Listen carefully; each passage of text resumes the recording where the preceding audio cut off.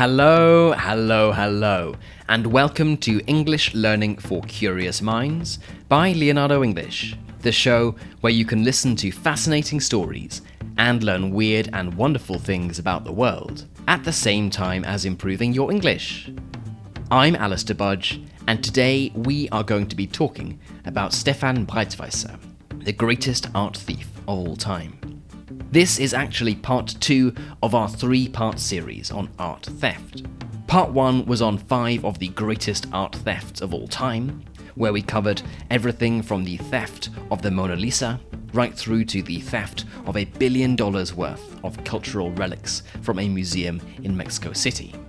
Then, in part 3, which will be another one of our member-only episodes and come out on Tuesday, we will talk about the single greatest art robbery of all time, the robbery of the Isabella Gardner Museum in Boston. But today, we are talking about the greatest art thief of all time, or at least the most prolific, and, in my opinion, the most interesting, a Frenchman called Stéphane Breitwieser. Over the course of a 6-year criminal career, he stole almost €1 billion worth of art from museums all over Europe. The strangest part of it all is that he never sold a single piece. So today we are going to learn about this man, how he committed these literally hundreds of robberies, what he did with the stolen art, and most interestingly, why he did what he did, and why he still can't seem to stop doing it. This has been one of my all-time favourite episodes to make, so I hope you'll enjoy it. Okay then, Stéphane Breitwieser, the greatest art thief of all time. I should say that, unlike almost every other art thief, we know quite a lot about the life of Stéphane Breitwieser. Firstly, because he has written a book about his life as an art thief, and secondly, given extensive interviews. So a lot of what you'll hear about in today's episode should be credited directly to that, especially an excellent interview from 2019 with the American magazine GQ. So, in the last episode, we talked about 5 of the main reasons that criminals steal art. Broadly, they are firstly to sell on the black market to make money. Secondly, to be used as a sort of get-out-of-jail-free card, so that they can use it as a bargaining chip. If they are caught by the police and accused of a different crime, they can say, "Hey, if you let me go, I'll tell you where you can find this Van Gogh or this Monet." Thirdly, as collateral in drug deals or to be used to get illegal loans. Fourth, out of a sense of patriotism, feeling that a particular painting belongs in a particular country. And finally, because they personally want the works of art. In the case of Stéphane Breitwieser, there is little doubt that he falls into this 5th category. Over the course of 6.5 years, he stole 239 pieces of art from 172 different museums, an average of 1 theft every 14 days. Police estimate that the value of everything he stole was over €1 billion. But unlike most art thieves, he had zero interest in the pieces of art for their monetary value. He simply wanted to have them for himself. He never sold a single item, nor did he ever try. And while you might now be imagining some glamorous French art thief who lived in a large chateau with beautiful art all over the walls, this was not how Breitwieser lived. He lived with his mother in a nondescript house in an industrial city in eastern France called Mulhouse, near the border with both Switzerland and Germany. Breitwieser hadn't always lived here though, and this will be our first clue into his motivations. Until the age of 22, he had lived in more lavish surroundings. His parents both had well-paying jobs, and their house was filled with beautiful antique furniture. He had never been a particularly sociable child, and even as a teenager, he preferred spending his days at a museum among beautiful objects rather than doing more traditional teenager activities. Then, when he was 22 years old, his world fell apart. His parents divorced suddenly. The family house was sold. His father moved out, taking all of the beautiful antique furniture with him.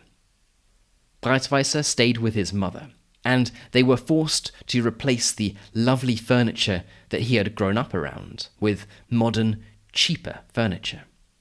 For Breitwieser, he felt like he had been robbed, that he deserved to live around beautiful things, and suddenly he was living like, well, a normal person.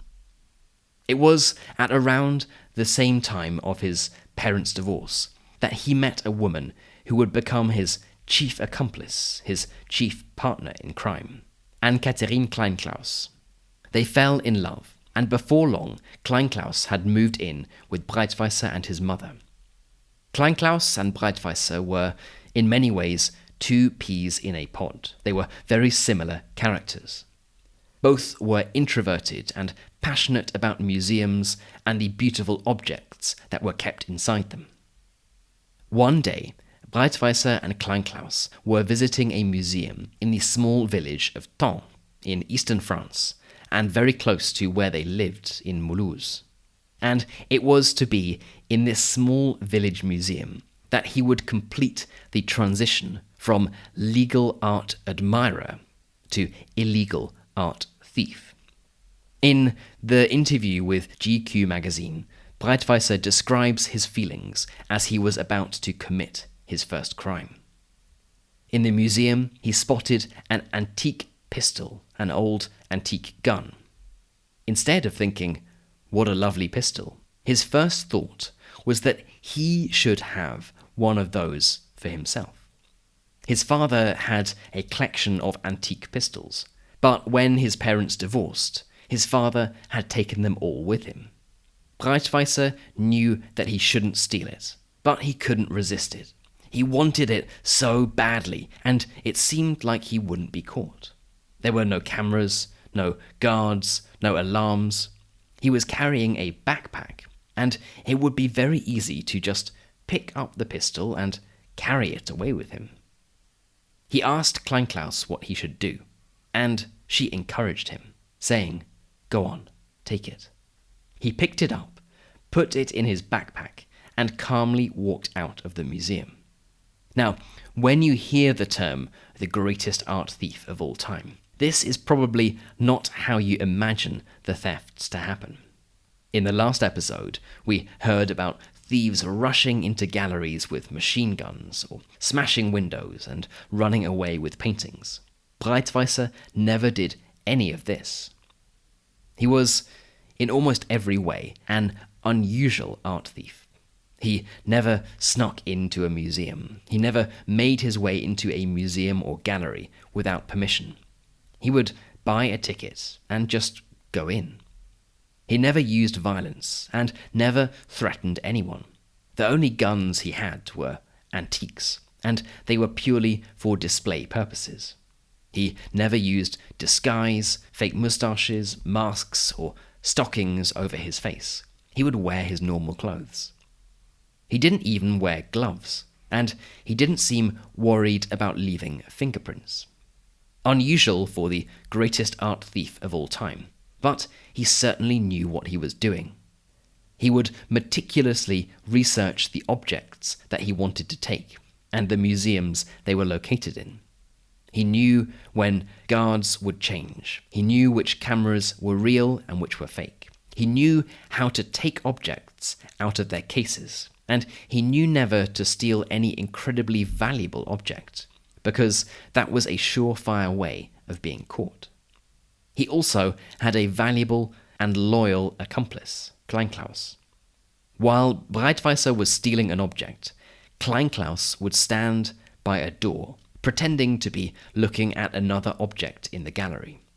If anyone was coming into the room, she would cough, and Breitwieser would immediately stop what he was doing. These thefts would often take a long time. Breitwieser would find the object of his desires, but it might be locked in a glass cabinet. A violent thief might just smash the glass and run out of the gallery with the object, but not Breitwieser. He carried a little Swiss army knife on him with a screwdriver on it, and would unscrew the glass case and remove the object. Of course, this would often take some time, so he would start turning the screwdriver. Then Kleinklaus would hear someone coming and cough. Breitwieser would move away from the object and only return to it when the person had left the room. He would purposefully choose smaller, less popular museums and less famous works of art. Fewer people meant the actual theft was easier because it was more common to find a room empty. And less famous works of art meant, firstly, that they weren't as well protected, be it security guards, alarm systems, or being locked away behind difficult-to-open protective cases. But it also meant that in many cases, the gallery wouldn't find out about the theft until several days after it had taken place. As we heard about in the last episode on the greatest art thefts of all time, and if you know the story of the Mona Lisa theft, works of art are often removed from their normal places because they are given out on loan to other galleries, or they are taken away for restoration, maintenance, or to be studied by collectors. Galleries aren't always very good at keeping track of the pieces of art inside them. Breitwieser knew this all too well, and sometimes would even bring with him little paper cards saying, "Objects removed for study." After he removed a precious object, he would replace it with one of these cards, so that the museum guards would see the object missing, but reasonably assume that it had been legitimately removed. In this extensive interview with GQ magazine, he recounts the story of using this tactic, then returning to the museum he had stolen from 2 weeks later and seeing the empty case still there, complete with the cards saying, "Objects removed for study." 2 weeks later, and the museum hadn't noticed. Within a few years, Breitwieser and Kleinklaus's stolen collection contained over 100 unique pieces of art, and the only two people who knew of its existence were Breitwieser and Kleinklaus themselves. It's not even clear if Breitwieser's mother, who has never spoken publicly about her son, it's not even clear if she knew exactly what her son was doing. Perhaps one of the great ironies of this was that although they had stolen hundreds of millions of euros worth of art, they were broke, they were poor, they were always struggling for money. To pay for normal life, food, petrol, museum tickets, Breitwieser worked occasionally as a waiter. He describes deciding how to get to an art fair in Zurich, where he plans to walk away with hundreds of thousands of euros in stolen art. But he plans his journey to avoid toll roads, to avoid travelling on roads he has to pay for. Indeed, Breitwieser is certainly considered in a very different category to the kind of thief who breaks into a museum with a gun and then rolls up a painting under their arm to sell to the highest bidder. Breitwieser was, and still is, as we'll find out, hopelessly addicted to art theft. He simply couldn't stop.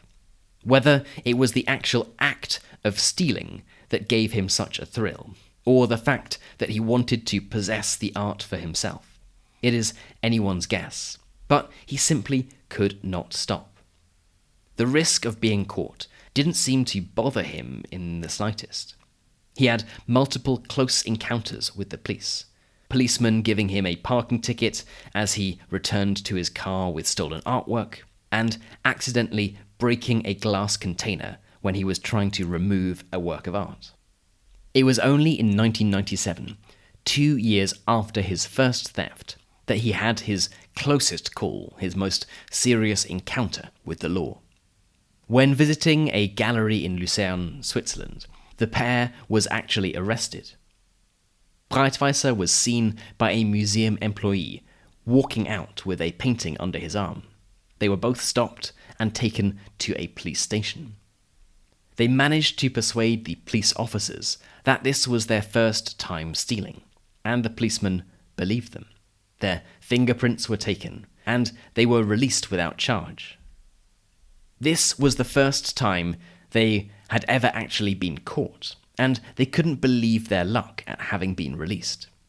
Of course, over the previous couple of years, after all of his prior thefts, galleries had reported them to the police. But because the galleries they chose to rob tended to have quite poor security, often with no security cameras, and in many cases, the galleries didn't know exactly when the works of art had been stolen. The police didn't have any real idea who Breitwieser and Kleinklaus were, or the scale of the theft that they had committed. Now things were different.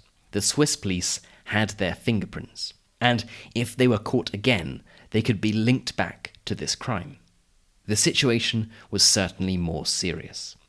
They promised each other never to return to Switzerland, and Kleinklaus made Breitwieser promise to always wear gloves in the future, so that he left no fingerprints. Breitwieser agreed to do so, but the scale and boldness of his thefts only continued to increase. He seemed to not care anymore, to think he was invincible. And tensions were growing between Breitwieser and Kleinklaus.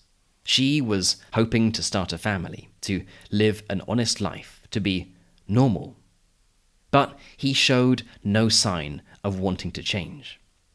In November of 2001, he returned home and admitted to having done what they both had sworn never to do again. He had stolen a musical instrument called a bugle from a museum in Switzerland, and he admitted that he didn't use gloves. His fingerprints would be all over the case, and if the police were called and they took fingerprints, it would be linked straight back to Breitwieser and Kleinklaus. They rushed back to the museum. Kleinklaus said that it was too risky for Breitwieser to go into the scene of the crime, and that he should wait outside in their car. She went into the museum with products to wipe off the fingerprints. But Breitwieser didn't obey his orders to stay in the car. He stepped out, walked around the museum, trying to look inside to see how Kleinklaus is getting on. Unknown to Breitwieser, there was a man walking his dog outside the museum who had read about the theft in the newspaper. He went inside, mentioned to the person behind the desk that there was a man acting suspiciously. The person recognized Breitwieser, the police were called, and Breitwieser was arrested. Crucially, Kleinklaus is not arrested. She isn't even linked to Breitwieser, and so she is able to travel back home. He first denies everything, but later admits to the bugle, saying that he had no money and only wanted to give his mother a nice Christmas present. The police then link Breitwieser to the previous crime 4 years ago. Suddenly, the police realize that perhaps he isn't just a small-time thief trying his luck. Breitwieser denies that he is anything more than an opportunist thief, but the police don't believe him. They manage to get an international search warrant to search his house in France to see if the stolen art is there. 4 weeks after his arrest, the police arrive at Breitwieser's mother's house. They are shown to Breitwieser's room in the attic. They open the door, no doubt waiting expectantly. But the room is completely empty, apart from a bed. The true extent of Breitwieser's crimes are still hidden to the police, but he is kept in police custody. He is held in the police station for another month and a half. He becomes desperate, and when he is taken in for further questioning, he starts to crumble. The detective shows Breitwieser a picture of a medal, telling him that he knows he stole it. Breitwieser admits to it. Then, the detective pulls out another pile of pictures of stolen goods. He puts them in front of Breitwieser, and one by one, Breitwieser admits to stealing all of them. It turns out that they had been found in a canal near Breitwieser's mother's house.